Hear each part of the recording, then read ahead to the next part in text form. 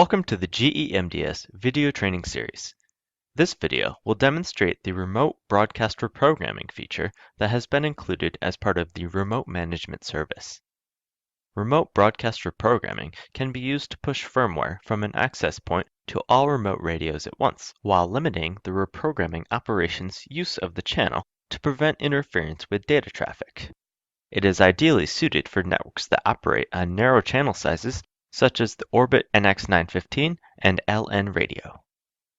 Specifically, the sending radio makes 3 attempts to send the firmware image through using multicast messages. Firmware data is sent as a series of blocks. Only blocks that were not received by a remote in the previous cycle are resent.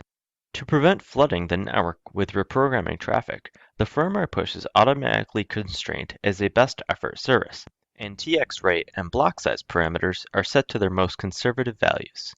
If you're reprogramming over an interface that is using untrusted firewall filters, then you'll have to add an exception that allows the following data through. See the Modifying Firewall Rules training video for more information about editing the firewall. Also of note, the access point must have the firmware image preloaded into either the active or inactive image prior to starting the broadcast firmware upgrade.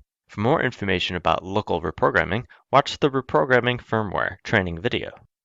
Here is some information about the broadcast reprogramming parameters.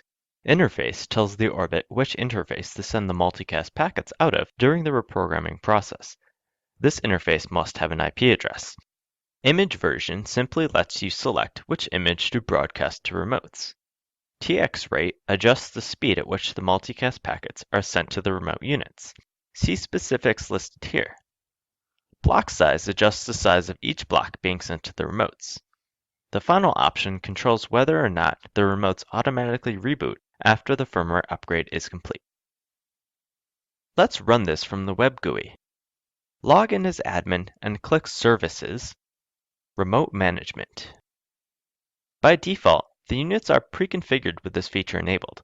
All you have to do is click on the Actions tab and then click Send Local Firmware. The section will expand to display the parameters. Configure your system and click Send Selected Image. The AP will now attempt to negotiate with all associated remotes and begin the firmware upgrade. Here's a view from a CLI perspective. My AP is on the left and my remotes are on the right. I am querying the remote's firmware reprogramming status and the AP's remote management status. I've fast-forwarded through the whole reprogramming process just to demonstrate the behavior and show the automatic reboot after completion feature. I hope this video was helpful for you, and for additional information, visit our website at www.gemds.com.